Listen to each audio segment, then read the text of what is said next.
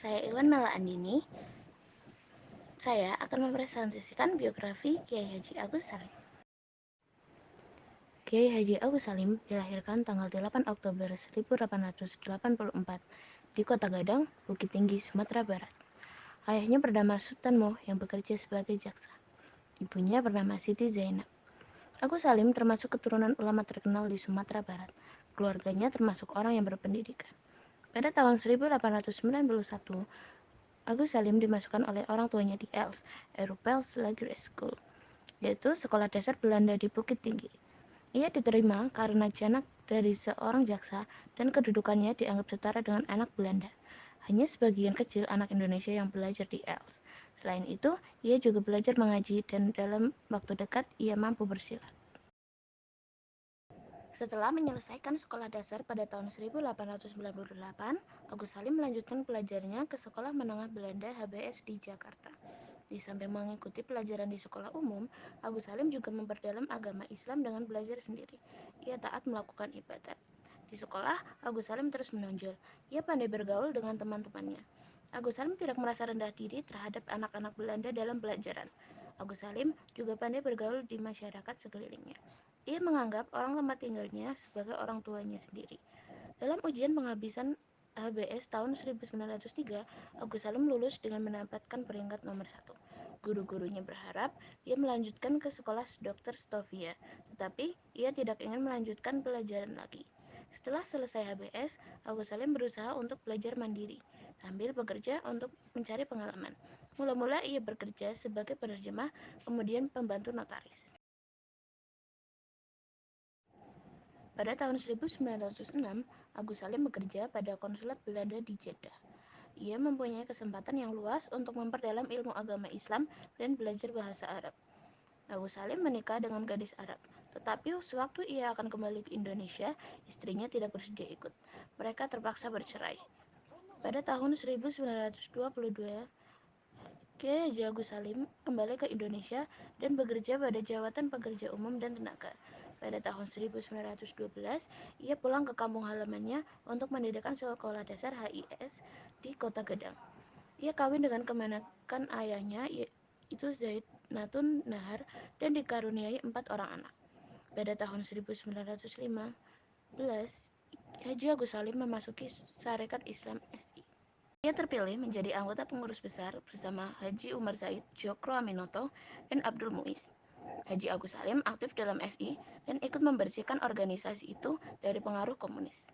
Dalam Kongres Nasional di Surabaya tahun 1921, golongan komunis dikeluarkan oleh Haji Agus Salim dari SI. Dari tahun 1921 sampai 1924, Haji Agus Salim menjadi anggota Dewan Rakyat Volksraad. Ia tetap memperjuangkan kemerdekaan Indonesia melalui dewan ini. Pada tahun 1924, Haji Agus Salim berhenti menjadi anggota Volksraad. Ia mencurahkan perhatian sepenuhnya dalam pergerakan kebangsaan dan cita-cita SI. Haji Agus Salim juga giat dalam bidang kewartawanan.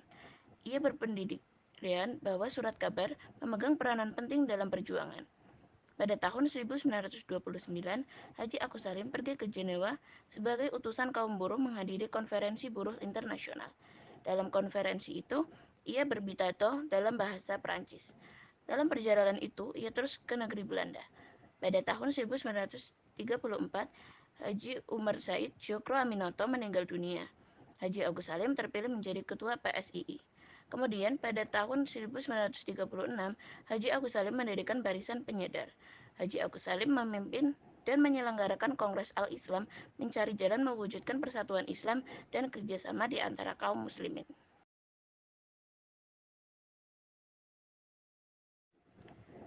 Pada zaman pendudukan Jepang, sekitar tahun 1924 sampai 1945, Haji Agus Salim diangkat menjadi anggota Dewan Pertimbangan Putra. Pada tahun 1925, Haji Agus Salim diangkat menjadi penasihat Jong Islamiyetenbond atau JIB.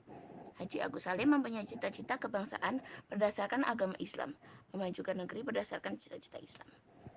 Pada permulaan revolusi, Haji Agus Salim terpilih menjadi anggota Dewan Pertimbangan Agung (DPA) pada tahun 1946.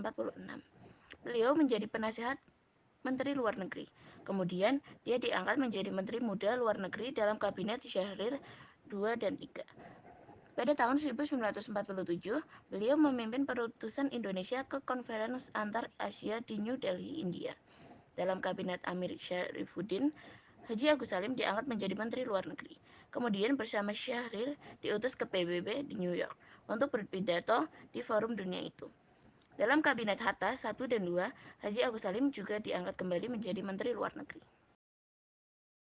Sesudah pengakuan kedaulatan pada tahun 1950, Haji Agus Salim diangkat sebagai penasihat Menteri Luar Negeri. Di samping itu, beliau giat kembali dalam dunia karang-mengarang dan mulai meninggalkan kegiatan politik dan pemerintahan. Pada tahun 1953, Haji Agus Salim pergi ke Amerika Serikat menjadi guru besar agama Islam pada Cornell University dan Princeton University. Pada tahun itu juga, Haji Agus Salim diutus oleh pemerintahan RI mewakili pemerintah pada penobatan Ratu Elizabeth II dari Inggris setelah 10 bulan di luar negeri. Beliau kembali ke Indonesia dan diangkat menjadi guru besar pada PTAIN Yogyakarta pada tanggal 4 November 1954. Haji Agus Salim wafat dalam usia 70 tahun.